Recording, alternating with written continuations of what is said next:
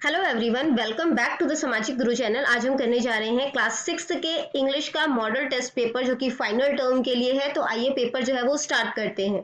सबसे पहले देख लेते हैं पेपर पैटर्न हमारा किस तरीके का होने वाला है। तो बच्चों, मैक्सिमम मार्क्स जो आपका पेपर का होगा वो 80 मार्क्स है।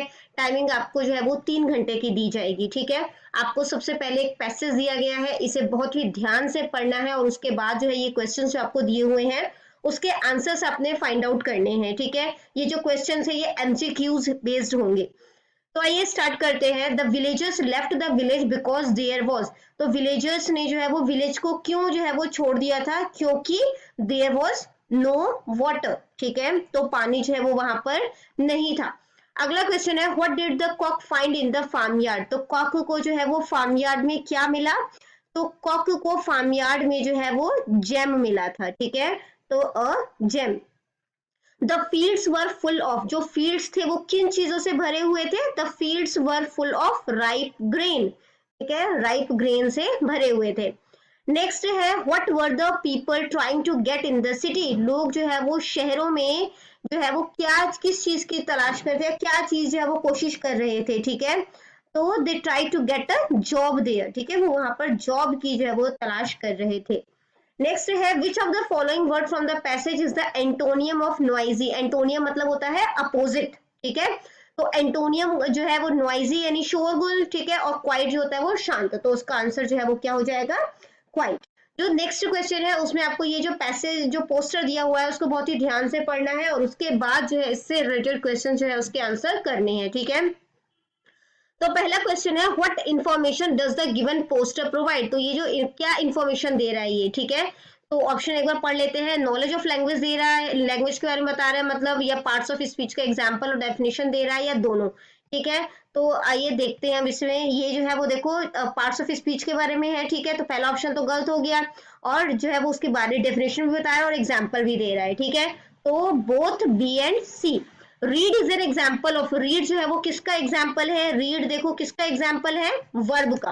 ठीक है, नेक्स्ट क्वेश्चन है, what are the words that are used in place of noun called. तो नाउन की जगह पर जो चीज है वो इस्तेमाल की जाती है वो क्या है? तो देखो, in the place of noun क्या यूज किया जाता है? प्रोनाउन। ठीक है, वैसे ये ग्रामर टॉपिक से आपको पता होने चाहिए। इसके बाद जो है वो नेक्स्ट है, choose the correct example of an adjective. Adjective का एग्जांपल इसमें से कौन सा है? ठीक है, ईट, कैट, फास्ट या अस। एडजेक्टिव में देखो फास्ट है। ठीक है, तो फास्ट इसका आंसर हो गया। कैट जो है वो क्या है? तो कैट यहाँ पर देखते हैं, कैट जो है वो क्या है? कॉमन नाउन है। ठीक है, नेक्स्ट जो क्वेश्चन है वो भी 5 नंबर का क्वेश्चन है। एक एक नंबर के 5 क्वेश्चन होंगे। इस जो कॉन्वर्सेशन है उसको ध्यान से पढ़ना है, उसके बाद जो है वो क्वेश्चन के आंसर करने हैं। ठीक है, who is not feeling well. कौन जो है वो ठीक फील नहीं कर रहा था?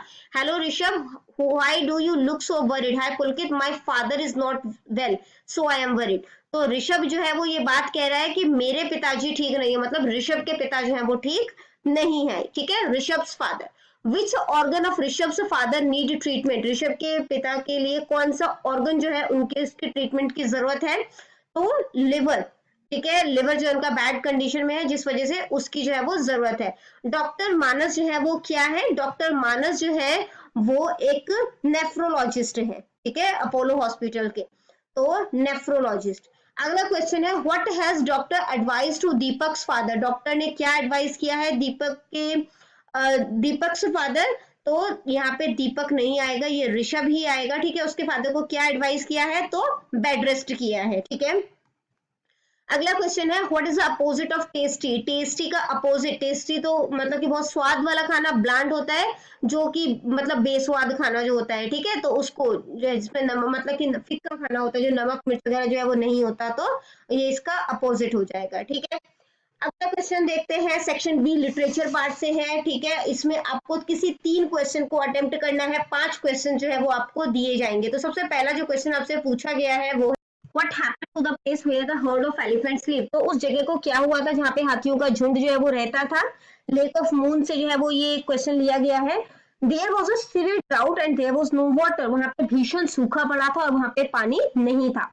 Who was too big to climb and play, कौन जो है वो बहुत बड़ा था अब पेड़ मतलब कि चढ़ने के लिए और खेलने के लिए? द बॉय, ठीक है, जो लड़का था वो बहुत ही ज्यादा बड़ा था, वो पेड़ पर नहीं चढ़ सकता था, उसके बाद खेलने के लिए बहुत ज्यादा बड़ा था। How many players are needed in kabaddi team? Kabaddi team में कितने प्लेयर्स की जरूरत होती है? 7 players. How many pots did the water bearer have? कितने पॉट्स थे उसके पास टोटल? 2 पॉट्स थे, ठीक है। What did Rosie want to do at the lake? Rosie जो है वो लेक पर क्या करना चाहती थी? Rosie wanted to throw stones into the water, वो पत्थर जो है वो पानी में फेंकना चाहती थी, and enjoy the scene of ripples, और लहरों का आनंद जो है वो लेना चाहती थी, ठीक है।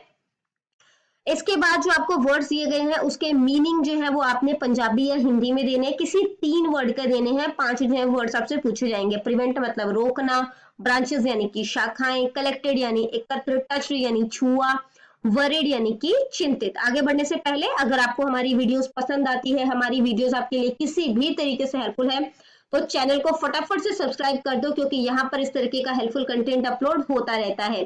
तो आइए नेक्स्ट क्वेश्चन को देखते हैं। इसमें आपको बोला गया है पुट द टिक और क्रॉस अगेंस्ट ईच सेंटेंस, तो अगर सही है गलत है वो आपने यहाँ पे बताने हैं, ठीक है। Little mini was 3 year old, little mini जो है वो 3 साल की थी, नहीं ये गलत है। द काबुली वाला वॉज हैंग्ड टू डेथ, काबुली वाले को जो है वो फांसी की सजा दे दी गई थी, तो ये भी नहीं। Mini could not forget the Kabuliwala, Mini जो है वो काबुली वाले को कभी नहीं भूल पाई, ठीक है, या भूल नहीं सकती थी, तो ये भी गलत है। अगला जो क्वेश्चन है वो है make sentence of the following words any 3, किसी 3 सेंटेंस का जो है वो मतलब वर्ड के जो है वो सेंटेंस बनाने हैं आपने, ठीक है। रिफ्लेक्शन का जो है वो मैं यहाँ पर लिख देती हूँ। जो सबसे पहला वर्ड है रिफ्लेक्शन, उसका सेंटेंस बनेगा, आप लिख सकते हो लुक एट योर रिफ्लेक्शन, ठीक है। लुक एट योर मतलब अपना प्रतिबिंब देखो, ठीक है।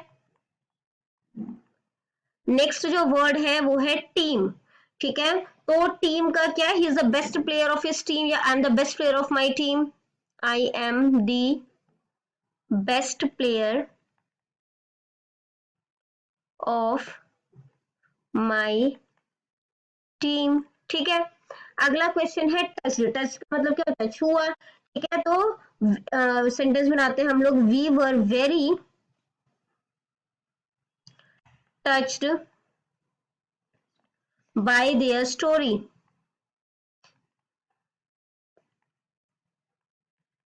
ठीक है। फोर्थ जो वर्ड हमें दिया गया है वो है वरिड, वरिड का मतलब चिंतित होना, ठीक है। She was worried about her son, वो अपने बेटे के बारे में चिंतित थी। शी वॉज वरिड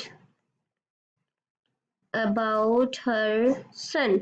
और जो फिफ्थ सेंटेंस वर्ड है वो है स्केयर्ड, यानी कि डरा हुआ। द रैबिट लुक्ड स्केयर्ड, जो रैबिट है वो डरा हुआ लग रहा था, ठीक है। द रैबिट लुक्ड स्केयर्ड, ठीक है। नेक्स्ट जो वर्ड है वो करेक्ट, नेक्स्ट जो क्वेश्चन है आपका वो है चूज द करेक्ट ऑप्शन, ठीक है। द वाटर बियरर है डैश परफेक्ट पॉट, तो जो वाटर बियरर था उसके पास कितने परफेक्ट पॉट थे, ठीक है। क्वेश्चन को बहुत ध्यान से पढ़ना। टोटल उसके पास 2 पॉट थे, लेकिन जो परफेक्ट था वो सिर्फ एक ही था, ठीक है। तो 1 इसका आंसर है। अगला क्वेश्चन है the water bearer had dash on one side of the path, तो वाटर बियरर के एक साइड जो है रास्ते में क्या था? प्लांटेड फ्लावर सीड्स, ठीक है। नेक्स्ट जो है वो स्टेंजा दिया गया है, इसके आंसर जो है वो आपने जो इसको पढ़कर जो है वो फाइंड आउट करने हैं, ठीक है। तो पोएम और पोएट का नाम जो है वो आपको सभी पोएम और पोएट के नाम याद कर लेना, क्योंकि वो क्वेश्चन जो है वो लगभग आप कह सकते हो आता ही आता है एग्जाम में, ठीक है। तो ये जो पोएम है उसका नाम क्या है? I am writing a letter, ठीक है। और पोएट का नाम जो है वो क्या है? यहाँ पे डबल कोट आएगा, ठीक है। तो यहाँ पे जो पोएट है उसका नाम क्या है? मार्गरेट जी रोड्स। इसके बाद जो अगला क्वेश्चन पूछा गया है कि जो पोएट है वो स्लोली क्यों लिखता है? The poet writes slowly because it's a new pen and it run slowly, क्योंकि वो एक नया पेन है और वो धीरे चलता है, ठीक है। नेक्स्ट है what is the colour of the blotting paper, blotting paper का कलर क्या था? तो ब्लॉटिंग पेपर का कलर जो है वो पिंक था, ठीक है। जो क्वेश्चन दिया है उसमें किसी दो क्वेश्चन को अटेम्प्ट करना है, ठीक है। तो 2 नंबर का ये क्वेश्चन है, माय फरी फ्रेंड से लिया गया है। What did the poet bring home? तो पोएट जो अपने घर क्या लेकर आया था? पोएट जो है वो एक पपी लेकर आया था घर, ठीक है। Which are the places where the rain falls? कौन कौन सी जगह पर जो है वो बारिश होती है? The rain falls on street, सड़कों पर, लेन पर, रूफ पर, विंडो पेन, खिड़कियों पर, छत पर, ठीक है। तो वहां पर जो है वो बूंदे गिरती है। What did the poet write on the envelope? तो पोएट ने एनवेलप के ऊपर क्या लिखा था? उसने डेट लिखा था और एड्रेस लिखा था, ठीक है। सेक्शन सी आ जाता है ग्रामर, ट्रांसलेशन और कंपोजिशन पार्ट। ये 40 मार्क्स का होगा, ठीक है। तो डू एज डायरेक्टेड जो है वो 12 मार्क्स का है। Identify the proper noun in the following sentence. Proper noun find out करना है। तो बेसिकली जो प्रॉपर नाउन आप कैसे फाइंड आउट कर सकते हो? जो प्रॉपर नाउन होता है चाहे वो सेंटेंस में कहीं पर भी आए, वो कैपिटल लेटर से स्टार्ट होता है, सबसे बड़ा आइडेंटिफिकेशन है इसका, ठीक है। तो ये तो चलो वर्ड के स्टार्टिंग में ही हो रहा है। प्रॉपर नाउन जो होता है वो एक पर्टिकुलर प्लेस या पर्सन का नाम जो है वो हो सकता है। तो चंडीगढ़ एक पर्टिकुलर प्लेस है, तो चंडीगढ़ जो है वो क्या हो गया आपका यहाँ पर प्रॉपर नाउन। तो इसमें बोला है कि आपको identify the common noun in the following sentence. Common noun find out करना है। तो देखो मनप्रीत जो है वो प्रॉपर नाउन है, ठीक है, किसी एक पर्टिकुलर पर्सन का नाम है। बॉय जो है वो काफी सारे हो सकते हैं ना, अलग अलग जो है वो नाम हो सकते हैं उनके। तो बॉय जो है वो क्या हो जाएगा? Common noun. Choose the correct plural of city. City का प्लूरल जो है वो क्या होगा? सिटीज, ठीक है। Choose the correct gender of male. Male का जो जेंडर चेंज करोगे तो क्या बनेगा? फीमेल।